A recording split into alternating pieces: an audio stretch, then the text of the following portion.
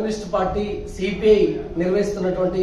ప్రజా ఉద్యమాలకు పోరాటాలకు ఆకర్షితులై ఈరోజు చేర్యాల మండలంతో పాటు మరియు కొమరవెల్లి మండలంలోని ఐనాపూర్ గ్రామానికి చెందిన పుల్లూరు మంజుల, మద్దూరు మండలం నర్సాయిపల్లి గ్రామానికి చెందిన తుప్పతి రాజులు మరియు వారితో పాటు 6గురు ఈరోజు చేర్యాల నియోజకవర్గ కేంద్రంలో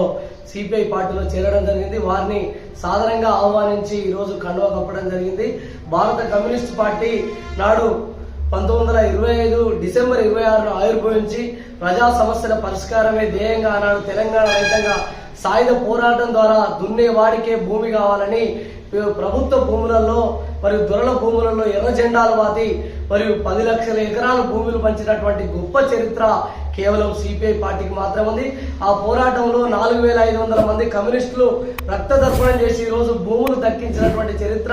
సిపిఐ పార్టీకి మాత్రమే ఉంది. మరియు నాటి నుండి నేటి వరకు ప్రజా సమస్యలు ఎదుర్కొన్నటువంటి అనేక సమస్యలతో పాటు ప్రత్యేక తెలంగాణ రాష్ట్రం కావాలని పోరాటం చేసి మరియు తెలంగాణ రాష్ట్ర ఉద్యమంలో కూడా కీలక పాత్ర పోషించినటువంటి చరిత్ర సిపిఐ పార్టీకి మాత్రమే ఉంది. 2024 జరిగినటువంటి మరి శాసనసభ ఎన్నికలలో కూడా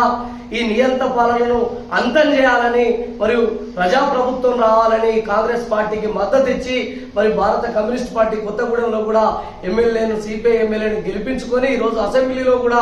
ప్రజల తరఫున ప్రజాప్రభుత్వంగా ఈరోజు కాంగ్రెస్ తోటి అనుబంధంగా మరియు కాంగ్రెస్ పార్టీ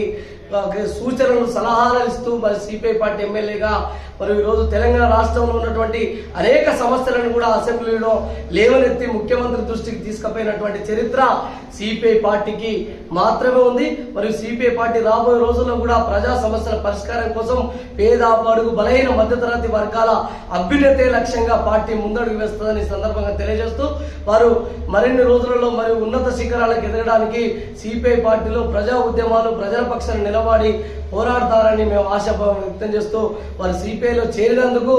మేము వారికి పేరున హృదయపూర్వక ధన్యవాదాలు తెలియజేస్తా ఉన్నాం.